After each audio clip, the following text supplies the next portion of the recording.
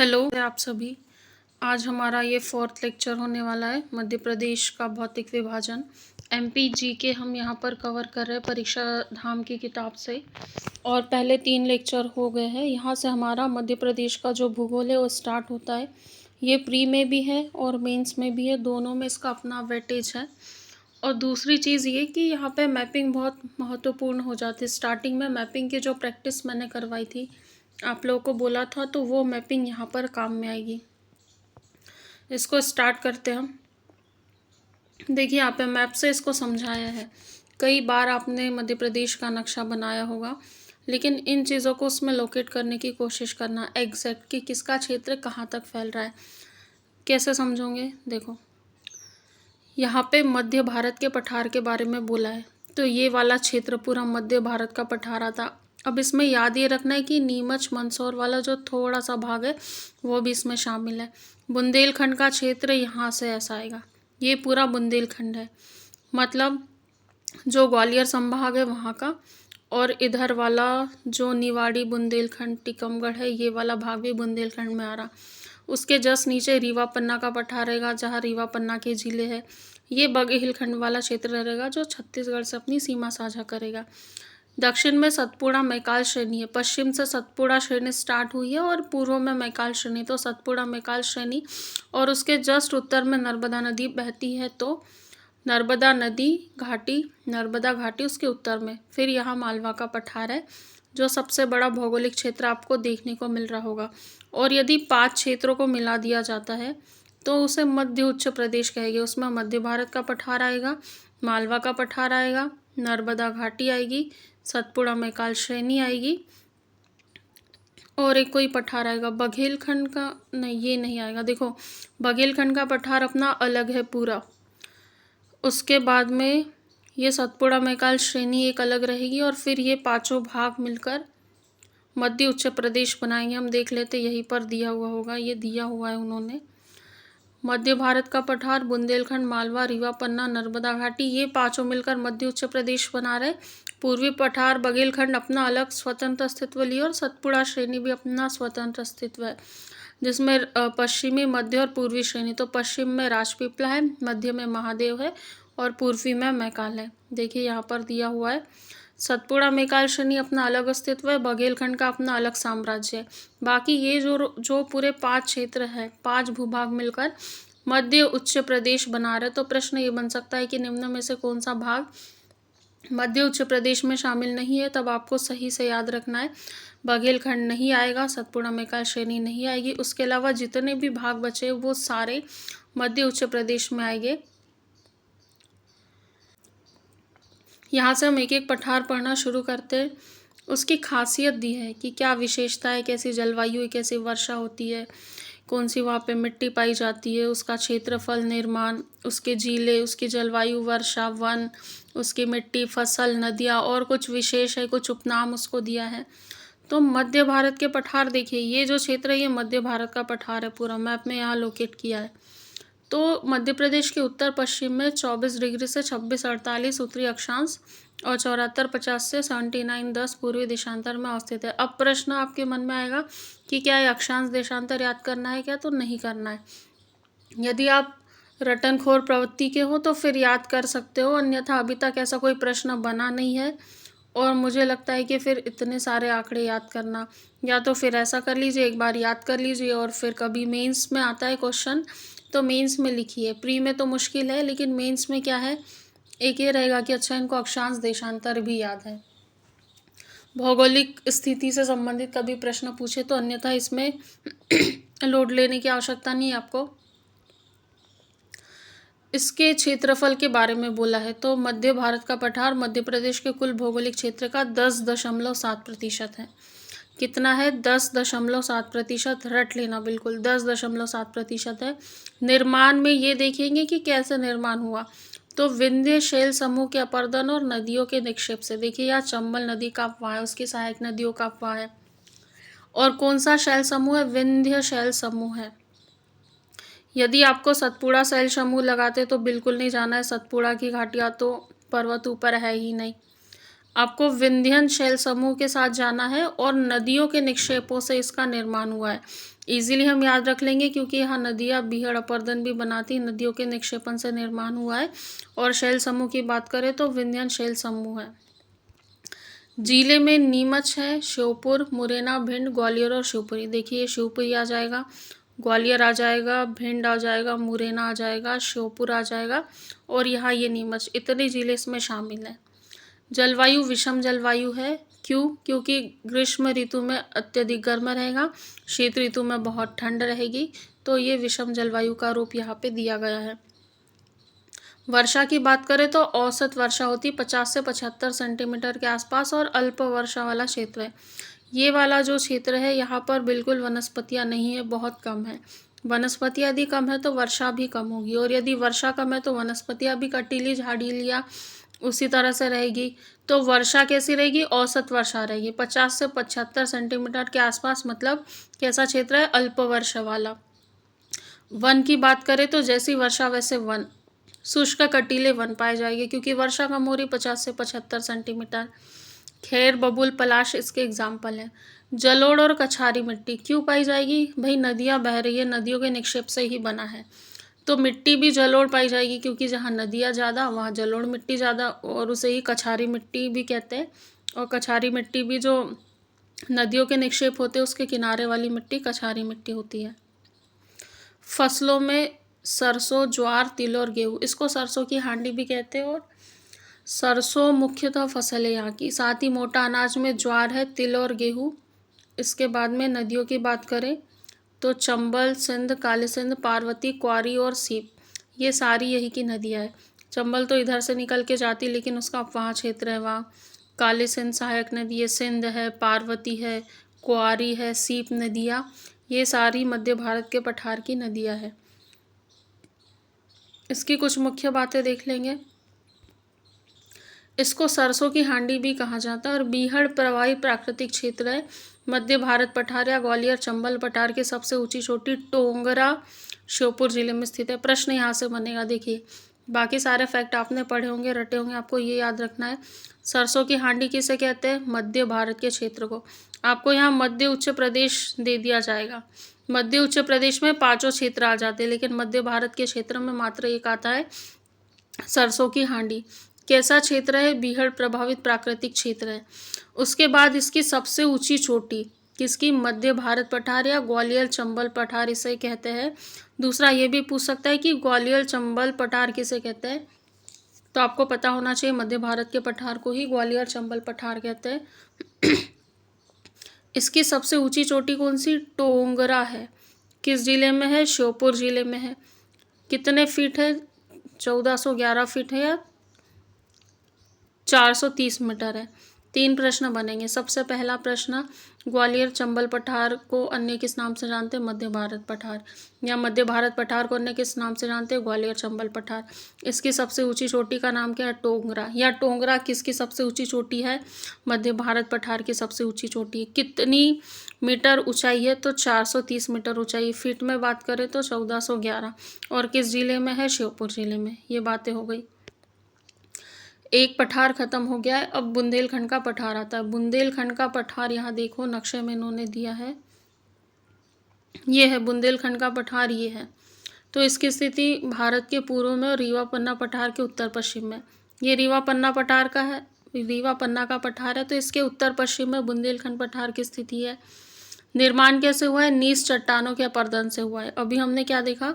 अभी हमने जो मध्य भारत का पठार देखा था उसका निर्माण नदियों के निक्षेपण से हुआ था और विंध्य शैल समूह से हुआ था। लेकिन यहीं पे हम बुंदेलखंड का पठार देख रहे हैं, तो जो बुंदेलखंड का पठार है इसका निर्माण कैसे हुआ है? इसका निर्माण हुआ है नीच चट्टानों के अपरदन से, ठीक है, जमाव से नहीं हुआ है, नीच चट्टानों के अपरदन से हुआ है। क्षेत्रफल की बात करें तो 7.7%, जबकि उसका क्षेत्रफल 10.7% हमने देखा था मध्य भारत पठार का क्षेत्रफल, और इसका क्षेत्रफल 7.7% है।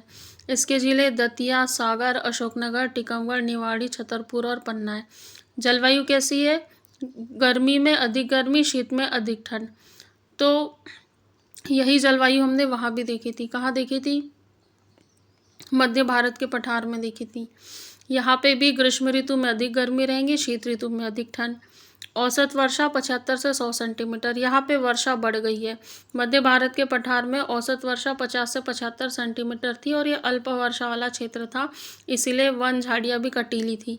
यहाँ पर वर्षा 75 से 100 सेंटीमीटर है। तो वन कैसे रहेंगे? तेंदुपत्ता, महुआ, बबूल, खैर और नीम। मिट्टी कैसी रहेंगी? मिश्रित या लाल काली मिट्टी। बुंदेलखंड के पठार की खासियत है, यहाँ पे मिश्रित मिट्टी है, लाल काली मिट्टी, दोनों का स्वरूप यहाँ देखने को मिलता है। उसमें फसलें गेहूँ, ज्वार और तिल। हमने मध्य भारत के पठार में कौन सी फसलें पढ़ी थी? मुख्यतः सरसों पढ़ी थी, जिसे सरसों की हांडी कहा था। फिर वहाँ पे गेहूँ भी पड़ा था, ज्वार भी पड़ा था और तिल भी पड़ा था। नदियों की बात करें तो बेतवा, सिंध, धसान, उर्मिल और जामनी। वहाँ कौन सी नदियाँ थी? वहाँ चंबल नदी थी, काली सिंध थी, सीप थी, क्वार थी, कूनो थी। ये नदियाँ वहाँ पर थी। प्रमुख खनिज हीरा और चूना पत्थर। ठीक है, बुंदेलखंड पठार में ही रीवा, पन्ना, सतना ये सब झीलें आते हैं और रीवा में तो हीरा मिलता ही, पन्ना में हीरा मिलता है, पन्ना का हीरा। सतना में भी कुछ खदानें, तो हीरा और चूना पत्थर मुख्यतः खनिज है। अन्य तथ्यों की बात करें तो सबसे ऊंची चोटी सिद्ध बाबा चोटी 1172 मीटर और उसकी कौन सी थी? टोंगरा। टोंगरा चोटी जो थी वो मध्य भारत के पठार की ऊंची चोटी थी। यहाँ क्या है? सिद्ध बाबा। कैसे याद रखेंगे? बुंदेलखंड बाबा सिद्ध है। जैसे कोई भी बाबा जी क्या करते? ऊंचे ऊंचे पहाड़ों पर, एकांत स्थानों पर जाकर अपने तपस्या करते हैं और सिद्धि प्राप्त करते हैं। तो बाबा कैसे सिद्ध है? कहा कि बुंदेलखंड के 1172 मीटर। बुंदेलखंड की गंगा किस नदी को कहते हैं? बेतवा नदी को। सर्वाधिक सूखा प्रभावित क्षेत्र कौन सा? बुंदेलखंड पठार। ये बहुत कॉमन सा फैक्ट है, कई बार आपने पढ़े होंगे। बुंदेलखंड पठार में झांसी और सागर के मध्य समतल प्राय मैदान पाए जाते हैं। ये प्रश्न थोड़ा बन सकता है, दूसरी किताबों में भी नहीं मिलता है। यहाँ ये देखिए कि बुंदेलखंड पठार में झांसी और सागर के बीच किस पठार की बात चल रही है? बुंदेलखंड पठार की बात चल रही है। किसके बीच? झांसी उत्तर प्रदेश का और सागर मध्य प्रदेश का क्षेत्र, इसके बीच में मैदान पाए जाते हैं, समतल प्राय मैदान। इन मैदानों में जो छोटी छोटी पहाड़ियाँ उनको क्या कहते हैं? टोर। 3 प्रश्न याद रखने, 3 बिंदु याद रखने। सबसे पहला तो ये कि टोर क्या है? टोर है छोटी छोटी पहाड़ियाँ। दूसरी बात, समतल प्राय मैदान कहाँ पाए जाते हैं? बुंदेलखंड पठार में। किन किन क्षेत्रों के बीच में? तो झांसी और सागर के मध्य ये समतल प्राय मैदान पाए जाते हैं और इन्हीं मैदानों में कौन सी पहाड़ियाँ मिलती है? छोटी छोटी, जिन्हें क्या कहा है? टोर। बुंदेलखंड का पठार हमारा हो गया। आगे है मालवा का पठार। मालवा के पठार में मध्य प्रदेश के पश्चिम में स्थित है। विस्तार 22-17 से 25-8 उत्तरी अक्षांश और 74-20 से 79-20 पूर्वी देशांतर है। अब यहाँ पे याद रखो, कुल क्षेत्रफल का लगभग 28% भाग पर विस्तृत है। मतलब मध्य प्रदेश का सबसे बड़ा क्षेत्रफल भूभाग यदि कोई छोटा भाग कवर करता है तो मालवा का पठार है 28%। हमने जो बुंदेलखंड पढ़ा था 7.7 पढ़ा था, जो मध्य भारत का पठार था वो 10.7% एरिया कवर कर रहा था, लेकिन मालवा के पठार की बात करें तो 28% कवर कर रहा है। ये मालवा का पठार इन्होंने यहाँ पे दिखाया है। निर्माण कैसे हुआ है? दक्कन ट्रेप की लावा और बेसाल चट्टानों के टूटने से। रिवाइज करो, हमने जो मध्य भारत का पठार पढ़ा था उसमें ये बताया था कि नदियों के निक्षेप से और विंध्य शैल समूह से बना है। 2 चीज़ें इसमें पढ़ी थी। उसके बाद बुंदेलखंड का पठार हमने बोला था जो नीस चट्टान है उसके अपर्दन से बना है। और ये जो मालवा का पठार है वो कैसे बना है? दक्कन ट्रेप की लावा और बेसाल चट्टानों से बना है। संबंधित जिले कौन से हैं? इंदौर, उज्जैन, देवास, सागर मालवा, रतलाम, धार और झाबुआ। जलवायु कैसी है? समशीतोष्ण जलवायु है। ग्रीष्म ऋतु में साधारण गर्म, शीत ऋतु में साधारण ठंड। देखो अभी तक हमने जो जलवायु पढ़ी, गर्मी में अधिक गर्मी, ठंड में अधिक ठंड। ठीक है, गर्मी में अधिक गर्मी, ठंड में अधिक ठंड। लेकिन यहाँ की कैसी है? समशीतोष्ण है। साधारण गर्म, साधारण ठंड। तो गर्मी में साधारण गर्म, ठंड में साधारण ठंड। वर्षा की बात करेंगे तो 75 से 125 सेंटीमीटर वर्षा। देखिए वर्षा यहाँ बढ़ गई। यहाँ पे जो मध्य भारत का पठार पड़ा था 50 से 75 सेंटीमीटर वर्षा थी।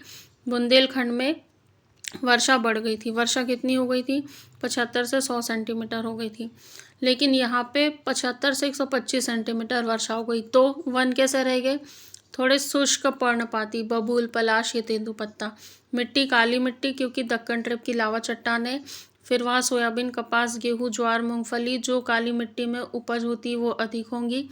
चंबल, शिप्रा, पार्वती, गंभीर, खान, माही, ये सारी नदियाँ यहाँ से निकलेंगी और प्रवाहित होंगी। मध्य प्रदेश का सबसे बड़ा ये प्राकृतिक क्षेत्र है, इसको गेहूं की डलिया कहते हैं। सरसों की डलिया किसे कहते हैं? सरसों की डलिया कहते हैं मध्य भारत के पठार को, और गेहूं की डलिया मालवा के पठार को। कर्क रेखा यहाँ से गुजरती, हमको पता है। अब इसकी सबसे ऊंची चोटी देखो, सिगार, ऊंचाई याद रखना है 881 मीटर। अन्य चोटी जाना पावा, कितनी? 854। धजारी कितनी? 810। किस जिले में है? इंदौर में। चीनी यात्री फाहियान ने मालवा की जलवायु को सर्वश्रेष्ठ जलवायु कहा था। फाहियान का नाम याद रखना, फाहियान की जगह हेनसोंग भी करके आपको दे सकता है, वहाँ कंफ्यूज नहीं होना।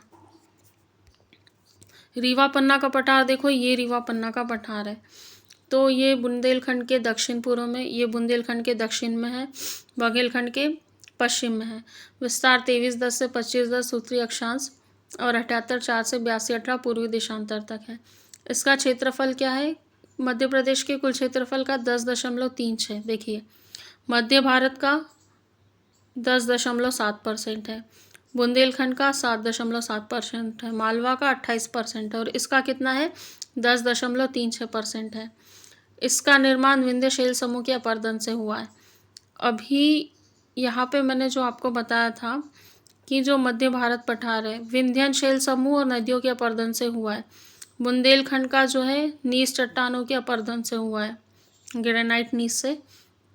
अब जो रीवा पन्ना पठार है तो फिर कह रहा है विंध्य शैल समूह के अपरदन से हुआ है, मतलब एक विंध्यन शैल समूह यहाँ है, एक विंध्यन शैल समूह यहाँ, उसको आगे हम अच्छे से पढ़ेंगे, तो ये बात आप याद रखना।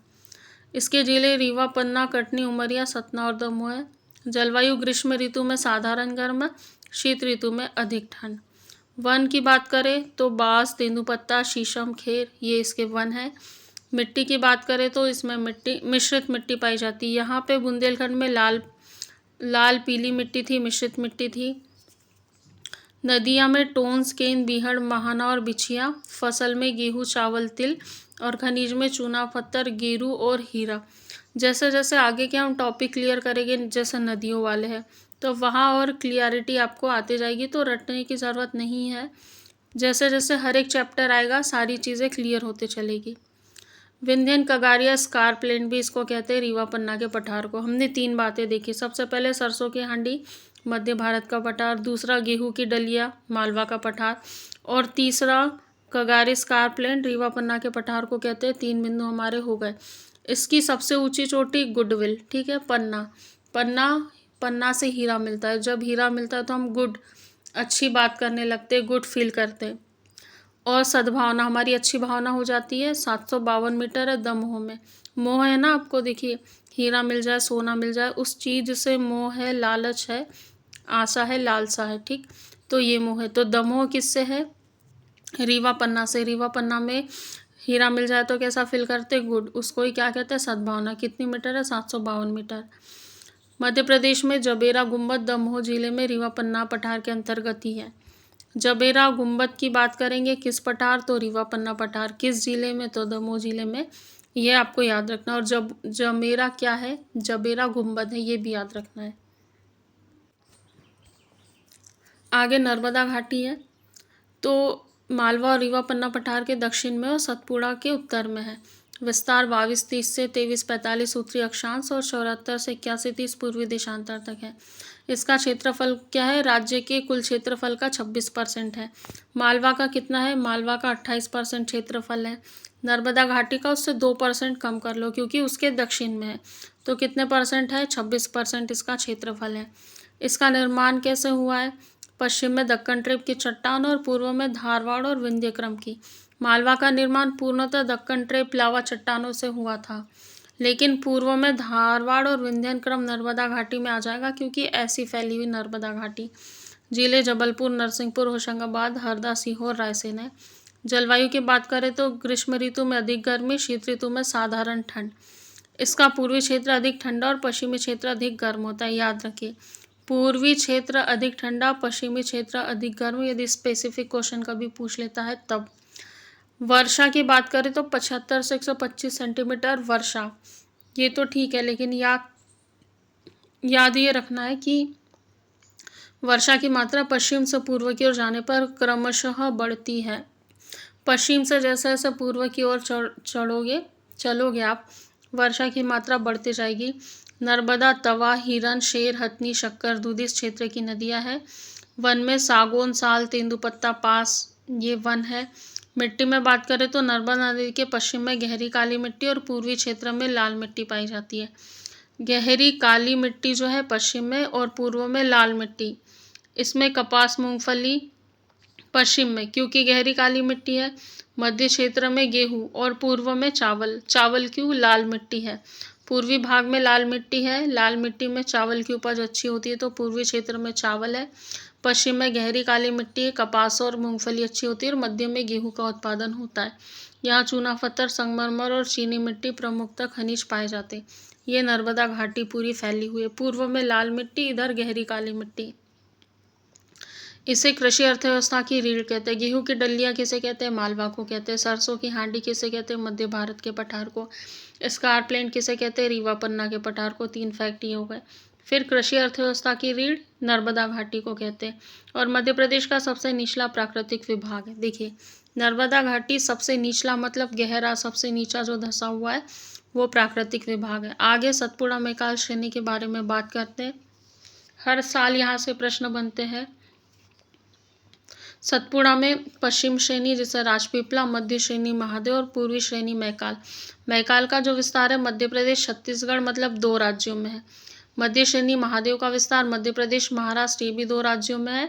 और गुजरात, मध्य प्रदेश में राजपीपला का विस्तार ये भी 2 राज्यों में है। तो मैप से ये क्लियर है, इसमें अलग से रटने की जरूरत नहीं है। स्थिति की बात करें तो नर्मदा घाटी के दक्षिण में समानांतर, देखिए यहाँ नर्मदा घाटी थी तो इसी के दक्षिण में समानांतर फैली हुई है। इसका अक्षांश विस्तार ये है और ये लगभग 11% क्षेत्रफल है। यहाँ देखना 28% मालवा का है, उसके बाद 26% नर्मदा घाटी है और 11% सतपुड़ा मैकल है। यहाँ 7.7% बुंदेलखंड है, 10.7% मध्य भारत का पठार है और जो रीवा पन्ना पठार है 3-6%, इस तरह से कुछ था। आगे देखते हैं, ग्रीष्म ऋतु में साधारण गर्म, शीत में अधिक ठंडा होता है। सतपुड़ा मैकल श्रेणी, ऐसे याद रखना कि यहाँ बहुत पेड़ है, बहुत अधिक वृक्ष है, तो ठंड में क्या है, बहुत ठंडी लगेगी। और गर्मी में साधारण गर्मी क्यों होगी? क्योंकि बहुत अधिक वृक्ष और ठंडा प्रदान करते हैं। दक्कन ट्रेप की चट्टानों के साथ धारवाड़ क्रम की चट्टानों से भी इसका निर्माण हुआ है सतपुड़ा मैकल प्रदेश का। बालाघाट, सिवनी, छिंदवाड़ा, खंडवा, खरगोन, बुरहानपुर, बड़वानी दक्षिणी जिले इसमें शामिल है। मध्य प्रदेश पश्चिम भाग में लगभग 75 सेंटीमीटर और पूर्व में 150 सेंटीमीटर तक वर्षा होती है। चूँकि ये इतना फैला हुआ क्षेत्र है इसीलिए वर्षा की मात्रा बदल रही है। पूर्व में 150 सेंटीमीटर है जबकि पश्चिम में 75 सेंटीमीटर ही वर्षा हो रही है। इसकी नदियाँ ताप्ती, बैनगंगा, शंकर, दूधी, पेंच, वर्धा और बावनथड़ी है। छिछली, काली और लेटेराइट मिट्टी पाई जाती है। जो बैतूल है, बैतूल का कुकरू खामला वाला क्षेत्र है, वहाँ पर लेटेराइट मिट्टी होती है और बालाघाट वाले क्षेत्र में भी लेटेराइट मिट्टी पाई जाती है। उसके बाद पूर्वी पठार या बघेलखंड का पठार, आगे इसके बारे में देखते हैं। ये है बघेलखंड का पठार, पूर्वी पठार जो छत्तीसगढ़ से सीमा साझा करता है, तो मध्य प्रदेश के पूर्वी भाग में स्थित है। अक्षांशीय विस्तार यहाँ दिया है, क्षेत्रफल 7% है, ठीक, जबकि बुंदेलखंड का 7.7 है। आद्य महाकल्प के शैल समूह से बना है। इसके निर्माण में थोड़ा अलग फैक्ट देखने को मिल रहा है। शैल समूह तो है लेकिन किस महाकल्प के? आद्य महाकल्प के। सिंगरौली, सीधी, रीवा, शहडोल 4 जिले हैं, मऊगंज भी इसमें शामिल हो जाएगा। जलवायु में ग्रीष्म ऋतु में साधारण गर्म, शीत ऋतु में अधिक ठंड। वर्षा, सर्वाधिक वर्षा वाला क्षेत्र 125 से 140 सेंटीमीटर वर्षा होती है। देखिए, पर्टिकुलर किसी भाग की बात करें, किसी जिले क्षेत्र की, तो पचमढ़ी है। किसी स्थान की बात करें तो पचमढ़ी, लेकिन एक क्षेत्र की बात करें तो वो ये क्षेत्र है बघेलखंड का जो पठार है। 125 से 140 सेंटीमीटर वर्षा। सोन, जोहिला, बनास, गोपद यहाँ नदियाँ बहती है और लाल पीली मिट्टी यहाँ पे पाई जाती है। छत्तीसगढ़ से लगा वाला क्षेत्र है, चावल का अधिक उत्पादन होगा। यहाँ इन्होंने बहुत अच्छा टेबुलर फॉर्म में ब्रीफ करके दिया है। मालवा के पठार की बात करें तो सबसे ज़्यादा क्षेत्रफल 28%। देखिए पहले क्षेत्रफल याद कर लीजिए। मध्य भारत का 10.68, बुंदेलखंड का 7.7, रीवा पन्ना का 10.36, नर्मदा का 26। मैंने बोला था मालवा के दक्षिण में नर्मदा है, 2 कम करना 26, और नीचे सतपुड़ा में कल 1 था। बघेलखंड का 7 था और बुंदेलखंड का 7.7। मिट्टी सब आपको पता है। मालवा में दक्कन ट्रेप की काली मिट्टी, मध्य भारत में जलोढ़ कछारी नदियों के कारण। अब यहाँ देखो, मालवा में काली मिट्टी तो सोयाबीन का उत्पादन, चंबल, माही, शिप्रा, पार्वती नदियाँ, और मालवा पठार की सबसे ऊंची चोटी सिगार 881 मीटर। मध्य भारत में जलोढ़ कछारी तो सरसों का उत्पादन, चंबल, सीप सिंह, सरसों की हांडी बोलतिया। बुंदेलखंड पठार में मिश्रित मिट्टी है तो गेहूँ, तिल, केन, बेतवा, जामनी नदी बहती। बुंदेलखंड पठार की सबसे ऊंची चोटी सिद्ध बाबा 1172 मीटर, मैंने बताया था बुंदेलखंड के बाबा सिद्ध बाबा। रीवा पन्ना पठार में मिश्रित मिट्टी तो गेहूँ, चावल, केन और टोंस नदी। जबेरा गुम्बद दमोह में बताया था, रीवा पन्ना के पठार के अंतर्गत ही है। नर्मदा घाटी सबसे निचला प्राकृतिक स्थान है, नर्मदा तवा नदी, जलोढ़, गहरी मिट्टी, गेहूँ, दलहन और गन्ना। सतपुड़ा पर्वत श्रेणी में मक्का, क्यों छिंदवाड़ा में भी मक्का होता है ना। और प्रदेश की सबसे ऊंची धूपगढ़ चोटी यही है। दूधी, देनवा, शक्कर नदियाँ, लेटेराइट, छिछली काली मिट्टी।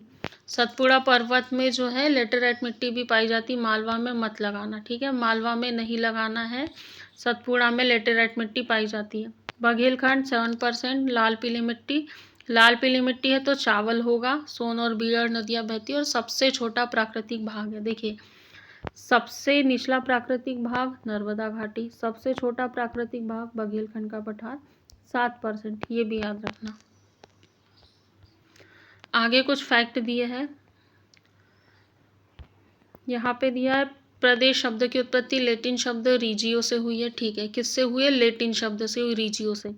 भारत के प्रादेशिक विभाजन के प्रयत्न में कई विद्वानों का योगदान रहा, जिनमें डडले स्टेम्प और RLC का विशेष योगदान है।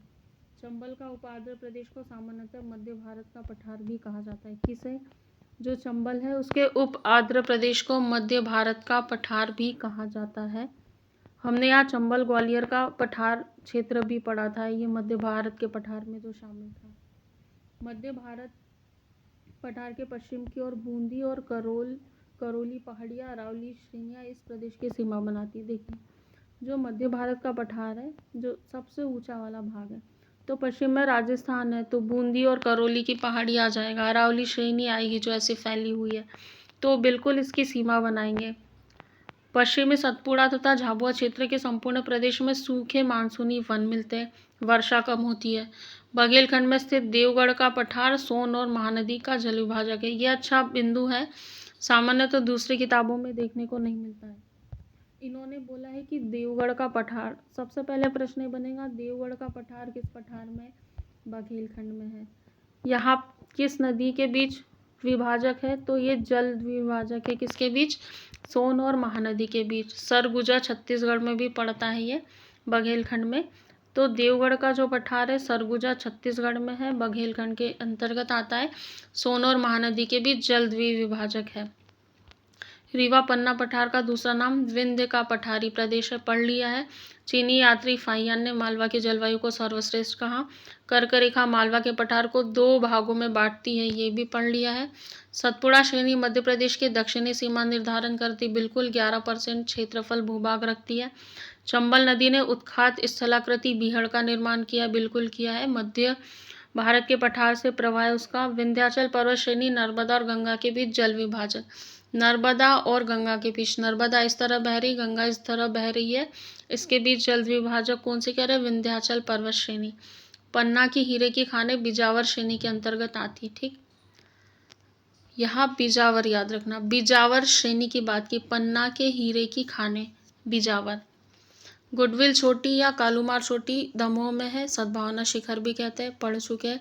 विंध्यन पर्वत श्रेणी राजस्थान मध्य प्रदेश से लेकर पूर्व में सासाराम बिहार तक फैली है, विंध्यन पर्वत श्रेणी।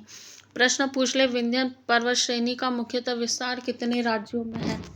तो 3 राज्यों में मुख्यतः विस्तार है। किसमें? राजस्थान में, बीच में मध्य प्रदेश और पूर्व में बिहार तक है। और भी बीच के कोई राज्य इसमें कवर हो सकते हैं, वो देखना पड़ेगा, लेकिन अभी 3 याद रखना। मध्य प्रदेश में आर्किन युग की चट्टानों से संगमरमर प्राप्त किया जाता है। संगमरमर किस युग की चट्टानों से? आर्कियन। पन्ना जिले की भोगन नदी से हीरे प्राप्त होते हैं। मझगवा पन्ना, हिनोता पन्ना और कोटरिया सतना हीरे की खान है।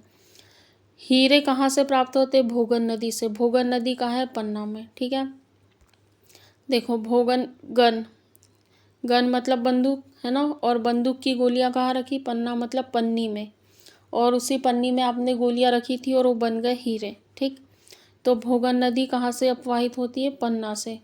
वहाँ से क्या प्राप्त होते? हीरे प्राप्त होते। यहाँ पर कुछ फसल उत्पादक क्षेत्र दिए है, बहुत आसान है, जितना हमने पढ़ा है उसकी समरी एक तरीके से। बघेलखंड के पठार में चावल लाल पीली मिट्टी मिल रही थी। मालवा में सोयाबीन और गेहूँ काली मिट्टी मिल रही थी। सतपुड़ा में मक्का। मध्य भारत के पठार में सरसों, जैसे सरसों की हांडी बोला था। बुंदेलखंड में गेहूँ और तिल, और नर्मदा घाटी में गेहूँ गन्ना और चावल, ये यहाँ की फसलें मिल रही है। आगे कुछ बिंदु दिए हैं।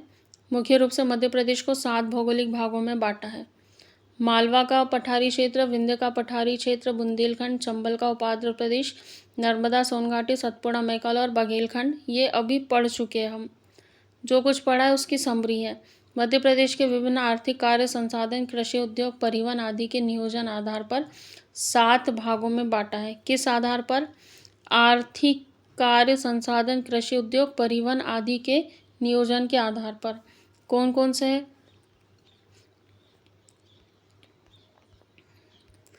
एक तो ग्वालियर एग्रो प्रदेश है, इसमें ग्वालियर, मुरैना, भिंड, शिवपुरी, दतिया आएगा। इंदौर एग्रो इंडस्ट्रियल प्रदेश है, इंदौर, मंदसौर, रतलाम, धार, उज्जैन, झाबुआ, देवास। बुंदेलखंड और बघेलखंड प्रदेश है, दोनों एक में है, ये याद रखना।